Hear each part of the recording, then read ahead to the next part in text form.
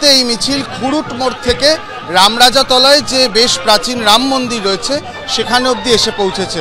রামনবমীর দিন এই যে রামরাজাতলা রাম মন্দির, সেখানে খুব স্বাভাবিকভাবেই মানুষের ভিড় থাকে, তারা আসতে থাকেন। বাকি যে মিছিলের যে ছবিটা, সজল ঘোষ এই মুহূর্তে রামরাজাতলার যে রাম মন্দির, সেটা অত্যন্ত পুরনো একটি মন্দির, সেই মন্দিরে গিয়েছেন। কিন্তু বাকি যারা মানুষ এই মিছিলের সঙ্গে এসছেন তারাও সেখানে ঢুকছেন। তার বাইরেও কিন্তু যেহেতু রামরাজাতলার এই রাম মন্দির বেশ পুরনো এবং সেখান থেকে আজকে কোনো আলাদা করে র্যালি নেই, কিন্তু আজকে রামনবমীর দিনে বিশেষ পুজোর অবশ্যই আয়োজন রয়েছে। সেটার জন্য কিন্তু প্রচুর মানুষ এই মুহূর্তে আমরা দেখছি, যারা এই মিছিলের অন্তর্গত ছিলেনও না তারাও কিন্তু অনেকে জড়ো হয়েছেন। কারণ এই প্রাচীন মন্দিরে কিন্তু রামের জন্মদিন বা অন্যান্য যে পুজো সেটা কিন্তু পালন হয়েই থাকে। বস্তুত বলা ভালো যে এই রাম মন্দিরের জন্যই এলাকার নামও রামরাজাতলা, সেটাই কিন্তু অনেক দিন ধরেই এই বিষয়টি রয়েছে। এটা আমার পূর্বপুরুষের জায়গা, আমরা বাক্সারার লোক, হাওড়ার, এখান থেকে বেশি দূর নয়। স্বাভাবিকভাবে একটা নস্টালজিয়া থাকবে। আর দ্বিতীয় কথা হচ্ছে আজকে এই পবিত্র দিনেই পবিত্র 350 বছরের পুরনো একটা মন্দিরে যে প্রভুর রামের ইচ্ছে না থাকলে এখানে পৌঁছতে পারতাম না। তাই প্রভুর চরণে আজকের দিনে প্রার্থনা করি যাতে বাংলায় রামরাজত্ব মানে সুশাসন, রামরাজত্ব মানে প্রজাদের অধিকার, সেটা যেন প্রতিষ্ঠিত হয়। 26,000 ছেলেমেয়ের মধ্যে যারা যোগ্য তাদের চাকরি ফিরে আসুক।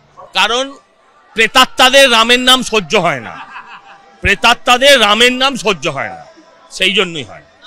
এই মুহূর্তে যে মিছিলটি এসে পৌঁছেছে সেখানে একেবারে পুরোভাগে সজল ঘোষ ছিলেন। এই মুহূর্তে তিনি মন্দিরের ভেতরে ঢুকেছেন এবং কিছুক্ষণ পর এখানে আরও যে কর্মসূচিগুলো রয়েছে সেগুলো পালন হবে এবং সারাদিন পুজোর যে আয়োজনগুলো রয়েছে সেগুলো কিন্তু মন্দির জুড়ে চলতে থাকবে। চূড়ান্ত পর্যায়ে কিছুক্ষণ আগে হাওড়ার পুলিশ কমিশনার প্রবীণ ত্রিপাঠী তিনি এই কাজীপাড়ায় এলেন এবং গোটা যে লাইন অফ রুট যেখান থেকে অঞ্জলি পুত্র সেনা এই র্যালি বেরোবে সেটা তিনি দেখলেন এবং এখানকার সিনিয়র অফিসারদের সঙ্গে কথা বললেন। এই মুহূর্তে আমি ছবিটা সন্দীপ পাল আমাদের ক্যামেরা পার্সন দেখানোর জন্য বলবো। তুমি দেখো police assistance booth, Shibpur police station, Howrah city police, এরকমই পুলিশ অ্যাসিস্ট্যান্স বুথ তৈরি করা হয়েছে শিবপুরের কাজীপাড়ায় এবং প্রচুর বাহিনী, একদিকে যেমন পুলিশ ফোর্স, অন্যদিকে তুমি দেখো রামনবমীর র্যালির সমর্থনে পতাকা নিয়ে ইতিমধ্যেই কর্মী সমর্থক যারা রয়েছেন তারা কিন্তু ইতিমধ্যেই চলে এসেছেন। এরকমই ছবি কিন্তু এখানে ধরা পড়ছে। সময় যত বাড়ছে এখানকার যারা সংগঠনের সদস্য যারা এখান থেকে র্যালি করবেন তারা চলে আসছেন, তাদের সংখ্যাও বাড়ছে এবং পুলিশের ব্রিফিং, পুলিশের যে সেন্সিটিভ জোন, এটা অত্যন্ত গুরুত্বপূর্ণ এই র্যালি এই কারণেই, কারণ জায়গাটা অত্যন্ত ইম্পর্টেন্ট। আমরা যেখানে দাঁড়িয়ে রয়েছি এই কাজীপাড়া ক্রসিং, এই যে সামনে জিটি রোড, এই জিটি রোড থেকে এই র্যালি সোজা পিএম বস্তি, অলকা মোড় হয়ে, সন্ধ্যা বাজার হয়ে, শিবপুর থানা হয়ে হাওড়া ময়দানে গিয়ে টার্মিনেট করবে এবং এই এন্টায়ার যে রাস্তাটা রয়েছে এটা অত্যন্ত সেন্সিটিভ রাস্তা।